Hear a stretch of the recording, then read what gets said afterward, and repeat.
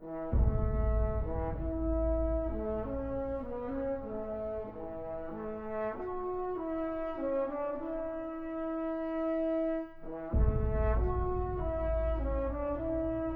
in the entertainment industry, you meet a ton of people.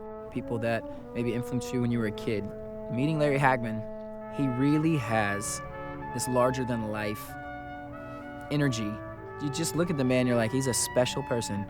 He always was strong and happy and joking and never took anything too seriously, and his wicked sense of humor is what I admire the most about him.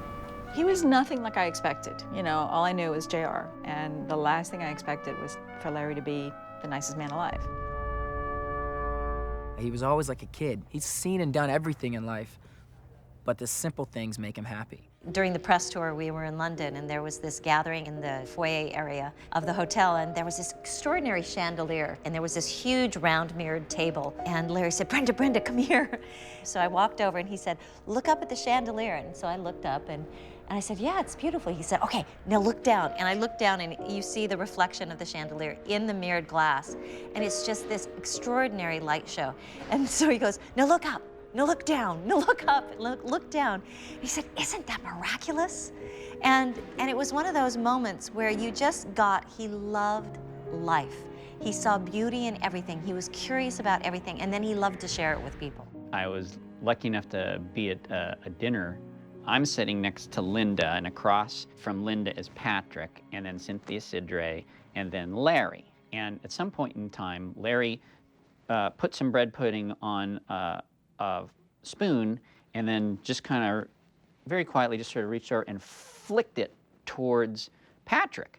And it went right past Cynthia Sidre's face, right past Patrick, and landed right in the middle of the table of these two women who were next to us. And I was just like, oh my goodness. And Patrick's just like, go talk to them. And so Larry got up, and he just went over and talked to these ladies and collected his bread pudding back, and then came back and sat down. It was really sort of my first understanding of the camaraderie and the spirit and the playfulness that Dallas was behind the scenes. And this is who Larry was. His heart, his hardwiring as a 6-year-old. And by that I mean the awe with which they pursue their world is so enviable. And it's enviable because a lot of us lose that. We lose the interest factor in everything. And Larry never did that. Everything deserved his full and utmost attention and his full and utmost appreciation. And I mean it with a capital A, appreciate, of take joy in it and be stunned by it. He would always make these random cow noises right before they'd say action. So it'd be like everyone's quiet and, you know, they're rolling, and they'd literally be like background, and then he'd go, mm-hmm. And he'd always just try to throw you off because it made you better. After the Who Shot JR, he had them make a vest with holes in it and a water special effect. So he took a drink of water, and then water shot out of all the holes that he was shot by. He loved whoopee cushions. You had a scene, if you had to sit down somewhere, he'd put a random whoopee cushion there, and he would just love it. It was a daily prank of some sort, and usually I was the brunt of them.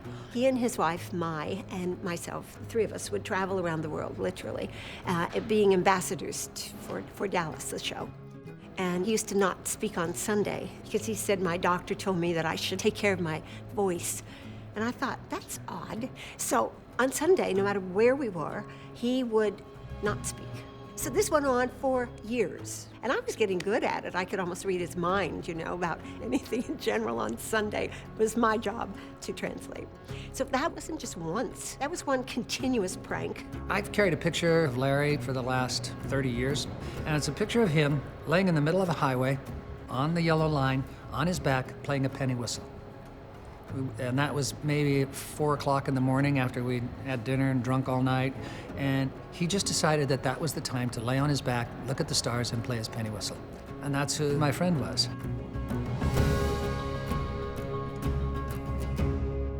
I remember the first scene I shot was a scene in the pilot where JR sort of wakes up. Larry had decided he would say his first line with his eyes closed and then open his eyes and then turn to John Ross. And he would just sort of come to life.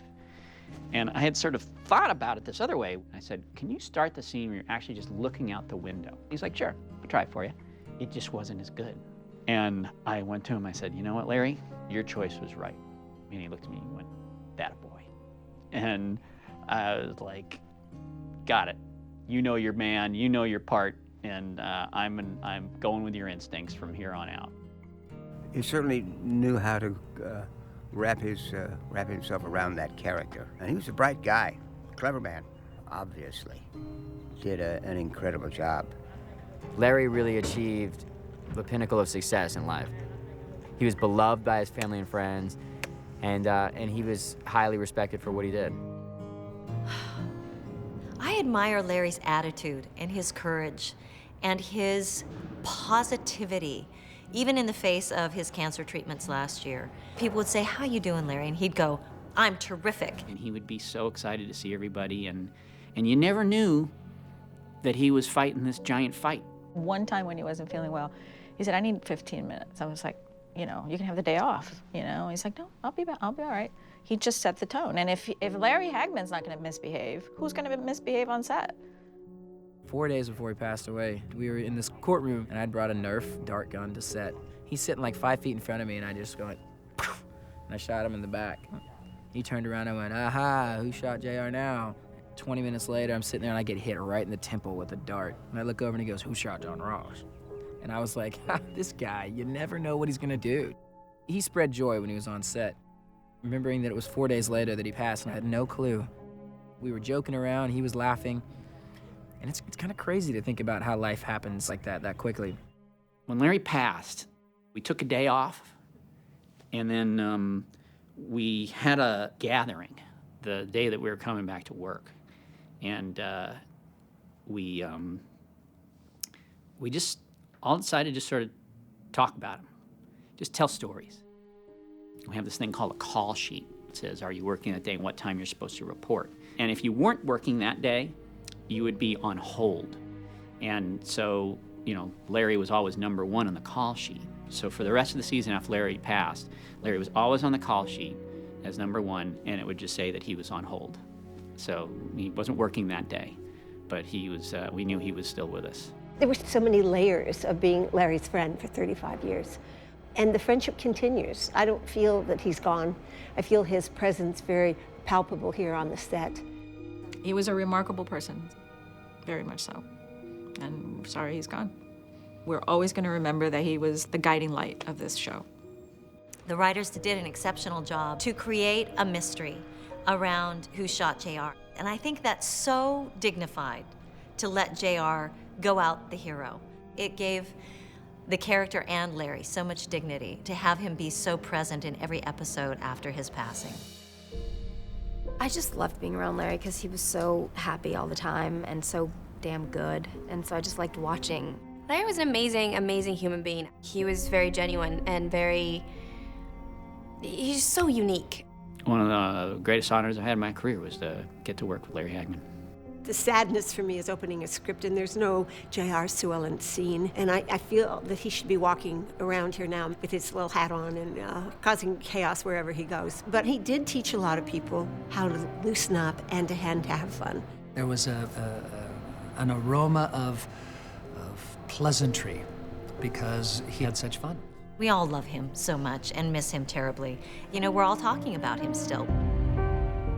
He will always be number one on the call sheet.